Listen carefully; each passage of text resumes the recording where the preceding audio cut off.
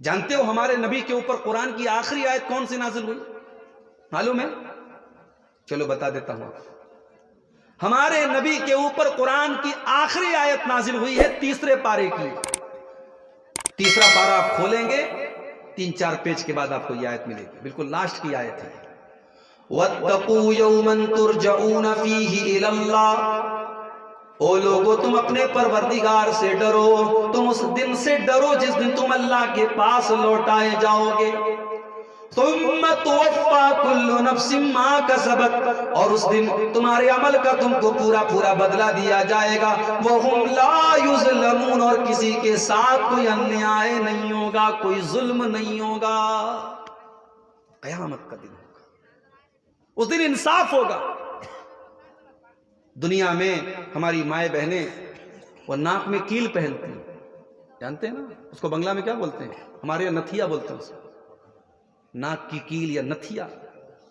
Sonar کے آپ جائیے ترازو کے اوپر، وہ سونار اس کیل کو رکھتا ہے اور سونار کا ترازو بتا دیتا ہے کہ وہ کیل کتنے ملی گرام کی. گرام نہیں، گرام کا بھی 1000واں حصہ، ملی گرام سونار کا ترازو بتا دیتا ہے. ہم لوگ کہتے ہیں یار سونار کا ترازو ایک ناک کی کیل کا وزن بتا دیتا ہے. ہمیں حیرت ہوتی ہے، ہمیں آشچर्य ہوتا ہے. اللہ تبارک و تعالیٰ کا ترازو اس سونار کے ترازو سے بھی کہیں زیادہ خطرناک ہوگا. وَنَزَعُ الْمَوَازِينَ الْقِسْطَ لِيَوْمِ الْقِيَامَةِ وَإِنْ كَانَ مِثْقَالَ حَبَّةٍ مِّنْ خَرْدَلٍ أَتَيْنَا بِهَا وَكَفَىٰ بِنَا حَاسِبِينَ. قیامت کے دن ہم انصاف کا ترازو رکھیں گے اور اس ترازو کے اوپر ایک رائی کے دانے کے برابر، ایک سرسوں کے دانے کے برابر، ایک انتہائی چھوٹی چیز کے برابر بھی اگر کوئی چیز ہوگی اس ترازو پر وہ سامنے آ جائے گی. وَكَفَىٰ بِنَا حَاسِبِينَ. میرے بندو تمہاری پریچھا ہم لیں گے، تمہارا حساب ہم لیں گے، اور جب ہم لیں گے تو ہم رائی کے دانے کے برابر چیز کا بھی حساب لیں گے. اللہ. انسان یہ سمجھتا ہے کہ رات کے 12 بجے ہیں، کمرہ بند ہے، کمبل کے اندر چھپا ہوا ہے، کیا کر رہا ہے، کیا دیکھ رہا ہے، کس سے بات کر رہا ہے، کوئی نہیں جانتا. ارے نادان، اللہ سب جانتا ہے. یعلم خائنۃ الاعین وما تخفی الصدور. اللہ تو وہ ہے جو تمہاری آنکھوں کی چوری کو بھی جانتا ہے، تمہارے دل کے اندر چھپے ہوئے بھید کو بھی جانتا ہے، تمہارے ایک ایک عمل کو ریکارڈ کر رہا ہے. وَإِنَّ عَلَيْكُمْ لَحَافِظِينَ كِرَامًا كَاتِبِينَ يَعْلَمُونَ مَا تَفْعَلُونَ. میرے بندو ہم نے تمہارے اعمال کو ریکارڈ کرنے کے لیے تمہارے اوپر کرامن کاتبین کو متعین کر دیا ہے. کرامن کاتبین ہمارے فرشتے تمہارے ایک ایک عمل کو نوٹ کر رہے ہیں، ایک ایک عمل کو ریکارڈ کر رہے ہیں. تو ہمارا ایمان ہے کہ قیامت آئے گی، حساب ہوگا اور ہمیں اللہ کے سامنے پیش کیا جائے. تو یہ 5ویں چیز ہے جس کے اوپر ایمان لانا انیوارہ ہے، ضروری ہے. اور 6ٹھی چیز والقدر خیرہ وشرہ، اور تقدیر کے اوپر بھی ایمان لانا ضروری ہے، آوشک ہے. تقدیر اچھی ہو چاہے بری ہو، تقدیر کے اوپر ایمان لانا ضروری ہے. ایک ہی گاؤں میں، ایک ہی محلے میں ایک کروڑ پتی آدمی ہے، اس کے پڑوس میں ایک آدمی کو 2 ٹائم کا کھانا بھی نصیب نہیں ہو رہا ہے. اللہ تعالیٰ نے سب کی روزی روٹی الگ الگ بنائی ہے. میرے پیارے ساتھیوں، آپ اپنے لیے محنت کیجئے، کوشش کیجئے، مگر یہ بات یاد رکھیے کہ آپ کے مقدر میں، آپ کی قسمت میں جو لکھا ہے وہی آپ کو ملنے والا ہے. قسمت سے زیادہ آپ کو نہیں مل سکتا.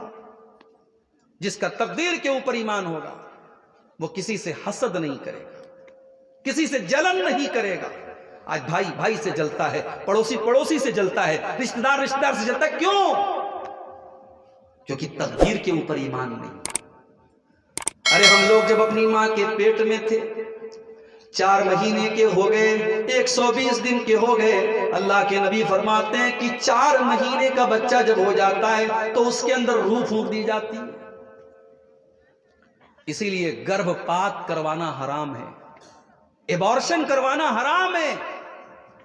مجبوری کی بات الگ ہے، ڈاکٹر نے کہہ دیا کہ عورت کی جان نہیں بچ سکتی ہے، خطرے میں ہے اس کی جان، حمل کو گرانا پڑے گا، ایک الگ مسئلہ ہے. عام حالات میں حمل کو گرانا حرام ہے، اور خاص طور سے جب 4 مہینے کا بچہ ہو جائے تو اللہ کے نبی فرماتے ہیں روح ڈال دی جاتی ہے، اور اللہ تعالیٰ ایک فرشتے کو بھیجتا ہے اور وہ فرشتہ 4 چیزوں کو لکھتا ہے، فَيُكْتَبُ عَمَلُهُ وَأَجَلُهُ وَرِزْقُهُ وَشَقِيٌّ أَوْ سَعِيدٌ۔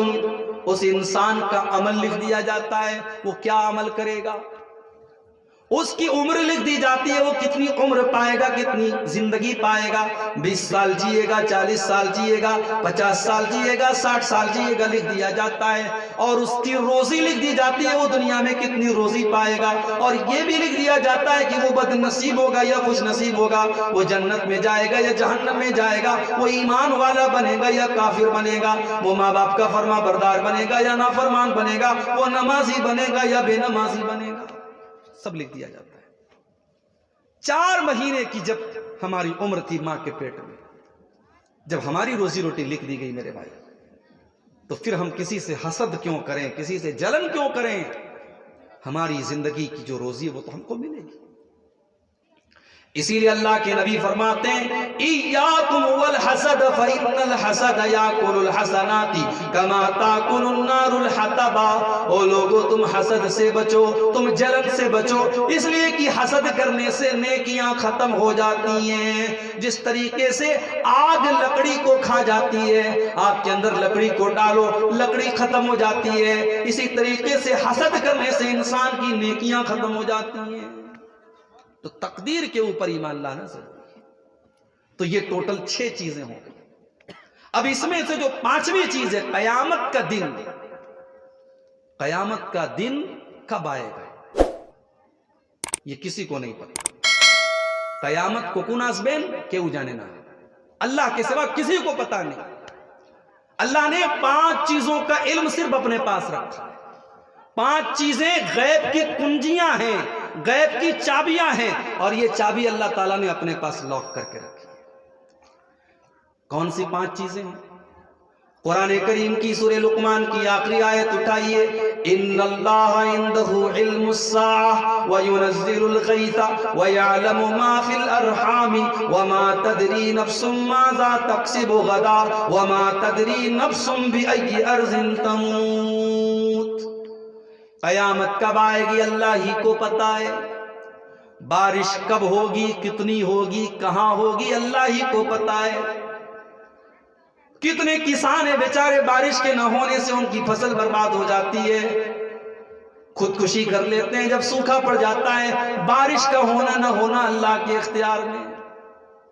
وَيَعْلَمُ مَا فِي الْأَرْحَامِ، اور رحم مادر میں کیا ہے، ماں کے پیٹ میں کیا ہے، صرف اللہ کو معلوم ہے۔ میڈیکل سائنس یہ تو بتا سکتا ہے کہ بچہ ہے یا بچی ہے، میڈیکل سائنس کے ذریعے یہ تو پتا لگ سکتا ہے کہ بچہ ماں کے پیٹ میں کتنے ٹائم کا ہے، مگر وہ بچہ بڑا ہو کر کے کیسا بنے گا، وہ لڑکی بڑی ہو کر کے کیسی بنے گی، وہ مومن بنے گا کہ کافر بنے گا، وہ فرما بردار بنے گا کہ نافرمان بنے گا، وہ کتنی روزی پائے گا، وہ کتنی زندگی پائے گا، یہ تمام باتیں صرف اور صرف اللہ جانتا ہے۔ وَيَعْلَمُ مَا فِي الْأَرْحَامِ، ماں کے پیٹ میں کیا ہے صرف اللہ کو پتا ہے۔ وَمَا تَدْرِي نَفْسٌ مَاذَا تَكْسِبُ غَدًا، اور کوئی نہیں جانتا کہ وہ کل کیا کرے گا، کل کی کوئی گارنٹی نہیں۔ میرے نوجوان ساتھیوں، جب ہم بات کرتے ہیں توبہ کرنے کی، جب ہم بات کرتے ہیں اپنی آپ کی اصلاح کرنے کی، تو آپ کے دل میں خیال آتا ہے کہ کل سے نماز شروع کر دیں گے، کل سے یہ کر لیں گے۔ ابھی میں نے وہ نظم پڑھی تھی نا،